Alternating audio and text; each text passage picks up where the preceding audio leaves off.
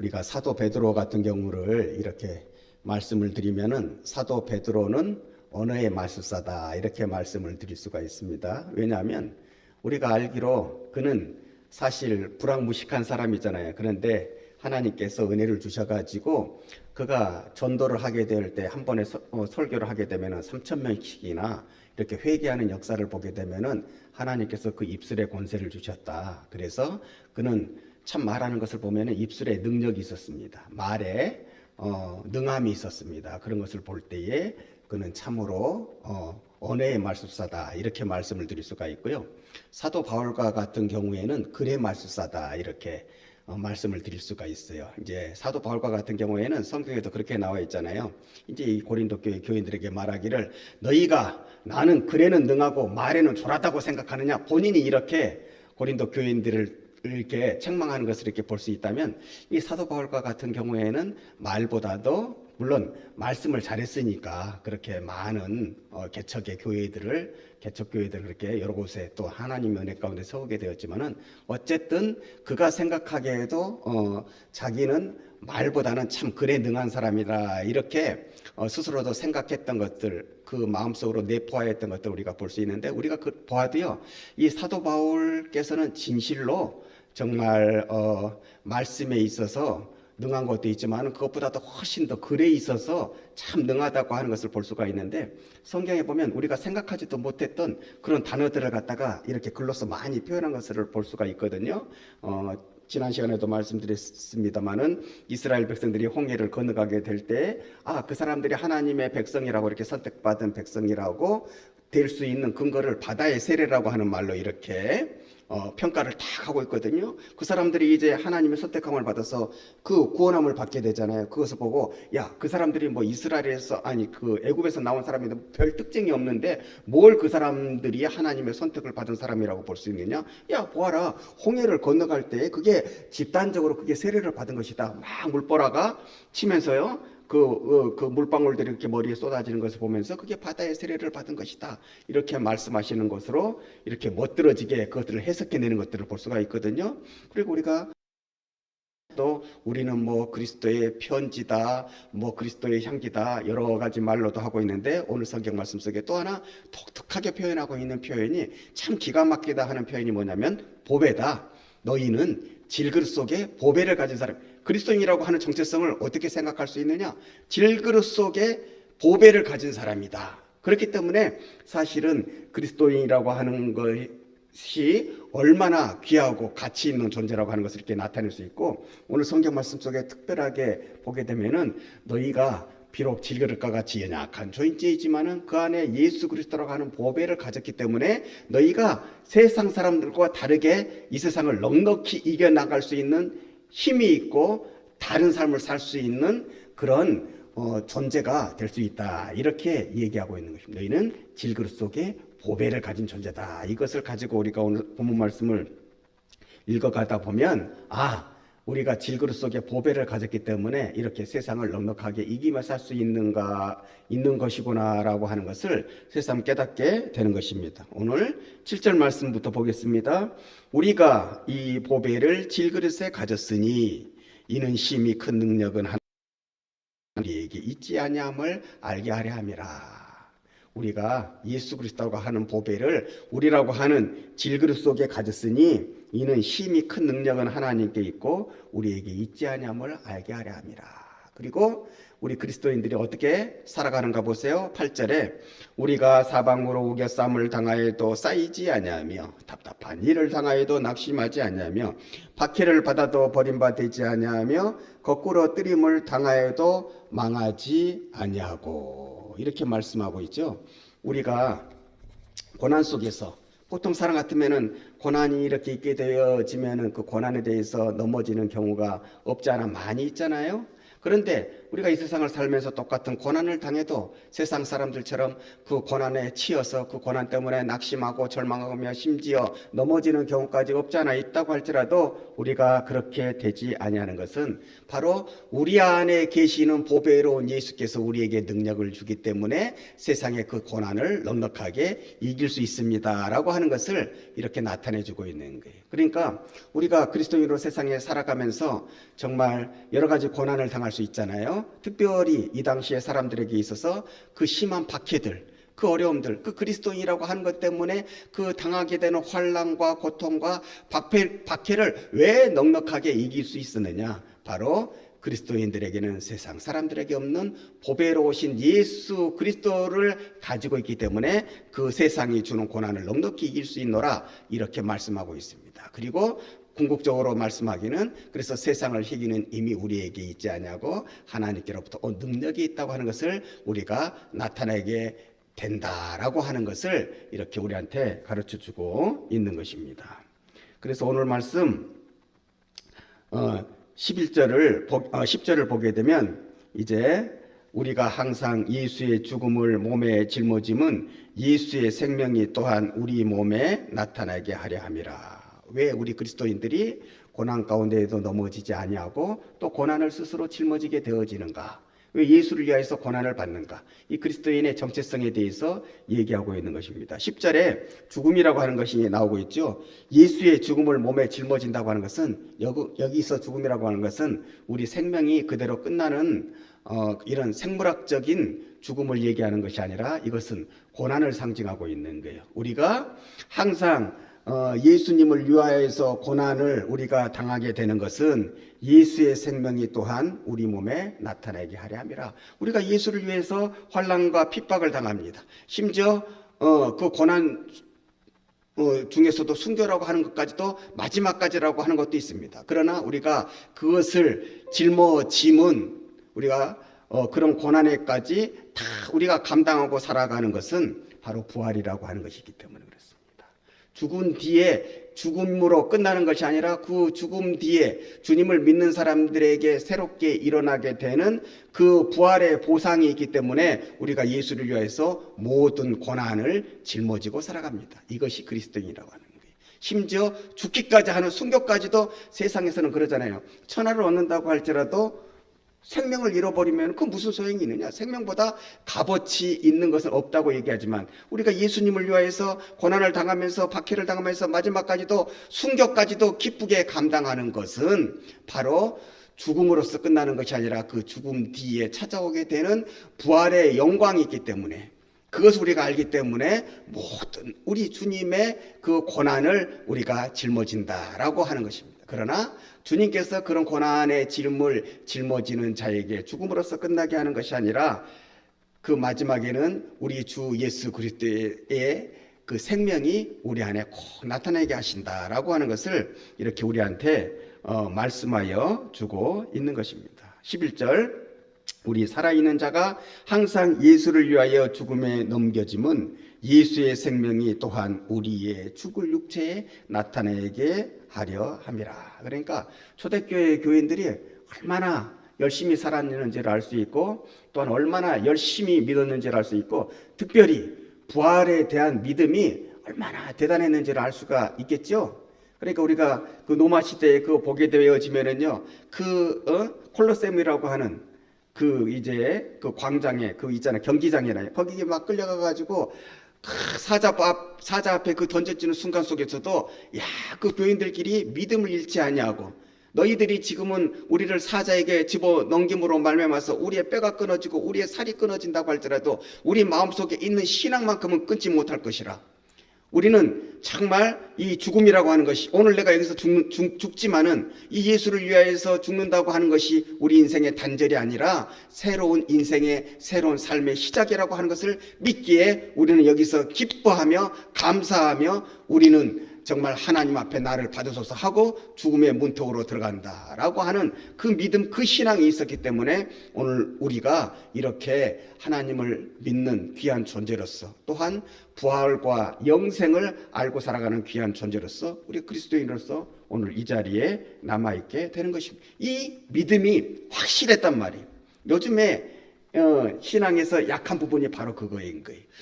참 그 예수를 믿는다고 하면서도 죽음 이후에 대한 신앙이 그 옛날에 초대교회 사람들보다도 더 못하다고 하는 데 있어서 또 희석된다고 하는 데 있어서 우리가 우리의 신앙을 한번 잘 점검해 보고 우리가 정말로 어느 시대에 지금 우리가 초대교회 신앙이 제일 좋다고 그러잖아요. 그래서 초대교회로 돌아가자 이런 말씀들이 많이 우리가 하게 되어지는데 우리가 정말 초대교회 신앙이 무엇이 좋았는지 우리가 보면서 우리가 우리의 신앙의 미진한 부분들을 이렇게 바꾸어 나가게 될 때에 하나님의 은혜로움이 또 그리스도인의 성숙함이 우리의 생활 속에서 더욱더 묻어나게 되는 것입니다. 우리가 성경 말씀을 많이 알고 성경책을 막 여기에 끼고 다닌다고 해서 믿음이 좋고 신앙이 성숙한 것이 아니라 초대교회는 성경도 제대로 없었잖아요. 하나가 있으면 많이 이렇게 돌려 읽어야 될 정도였다고요. 그러나 그런 속에서도 믿음을 훨씬 더 지금의 우리보다도 잘 지켜나갔다고 하는 것을 생각하면서 우리 기독교의 근본이 어디에 있는가를 우리가 잘 알고 살아간다고 할 때에 우리의 믿음이 성장하고 성숙해진다고 하는 것을 깨닫고 하나님께도 칭찬의 존재가 되어진다고 하는 것을 우리가 확실히 알고 살아가야 할 것입니다.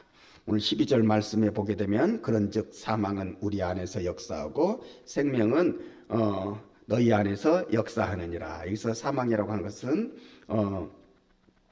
예수를 위하여 당하는 그 고난을 얘기하는 것입니다. 이제 그 고린도 교회 교인들을 믿는 사람으로 만들기 위해서 그들이 얼마나 수고합니까? 지금도 수고하죠. 오해도 받지요. 지금도 생각하죠. 자기 이름에 명예가 실추되는 그런 상황 속에서도 끊임없이 이렇게 눈물의 편지를 쓰고 이렇게 또 고린도 후서를 이렇게 또한 쓰게 되고 이러한 모든 과정 우리가 너희를 위해서 이렇게 당하게 되는 이러한 고난들이 이러한 어려움들이 너희들에게서는 너희들의 하나님의 아들이 되어지는 더 나아가서 나중에 부활의 제2, 제3의 열매가 되어지는 그런 생명으로 나타나게 된다. 이렇게 얘기하고 있는 것입니다. 어찌 보면 공치사 같이 내가 너희들을 위해서 당하는 이 고난을 사망으로 표현하고 있는 거예요.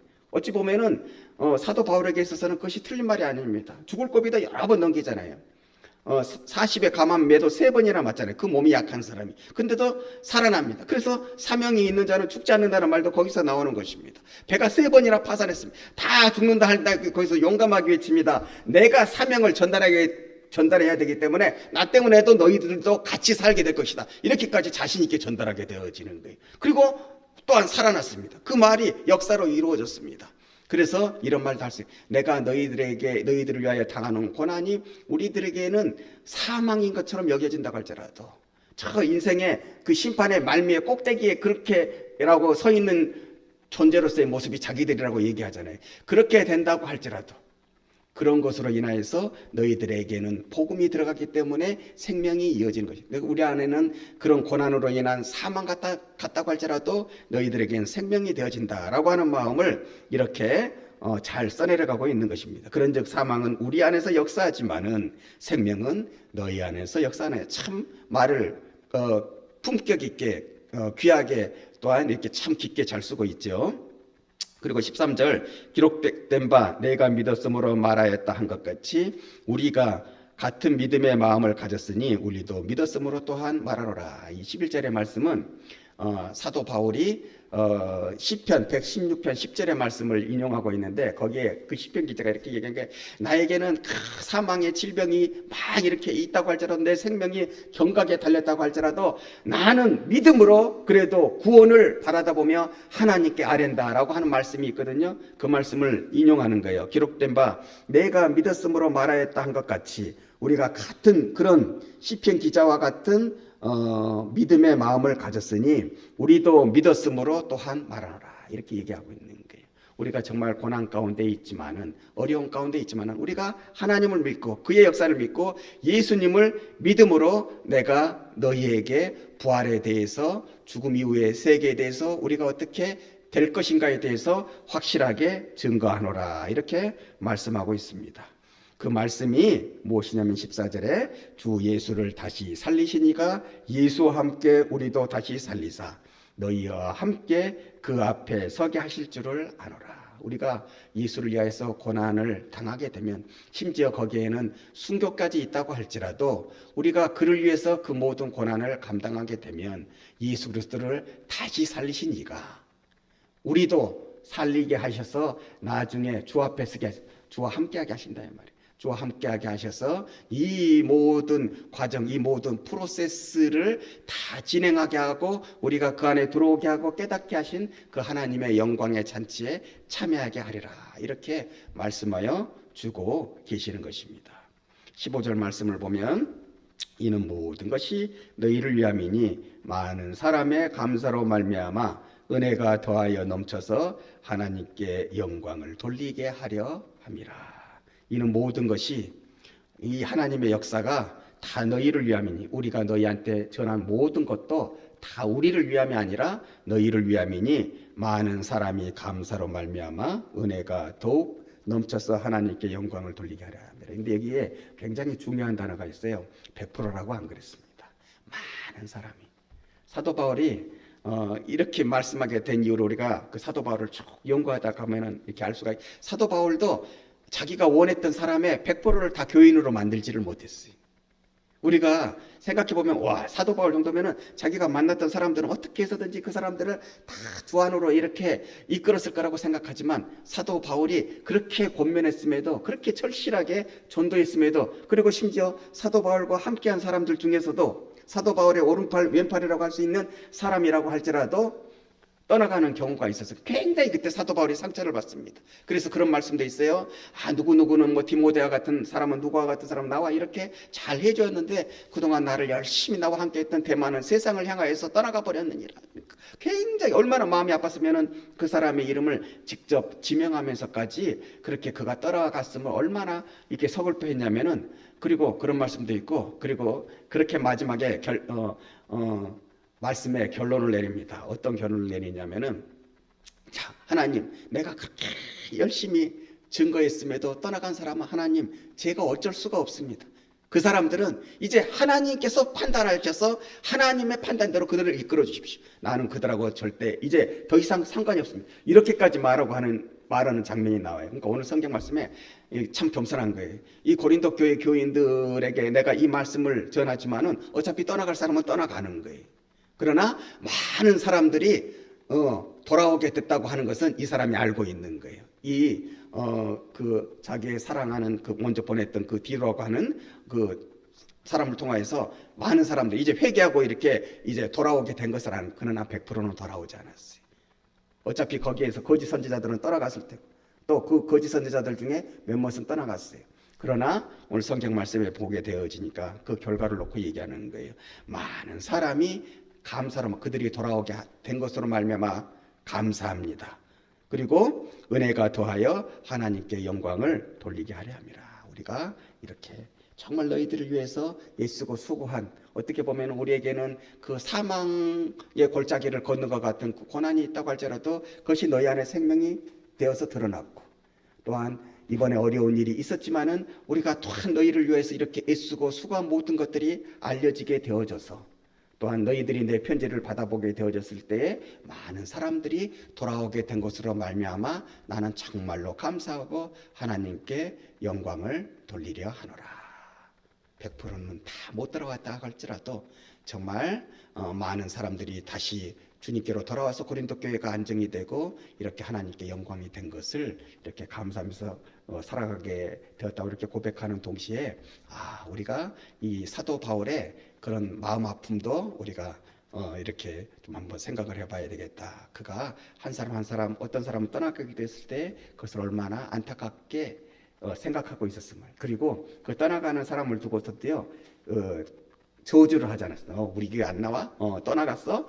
그렇게 하나님, 저 사람이 저렇게 해서 떠나가게 됐지만은 이제부터는 하나님께서 내 소관을 떠나갔으니 하나님께서 책임져 주셔서 하나님의 뜻 가운데에 돌아오게 해 주십시오. 이제 하나님께 이렇게 넘겨드리는 것도 우리가 볼 수 있습니다.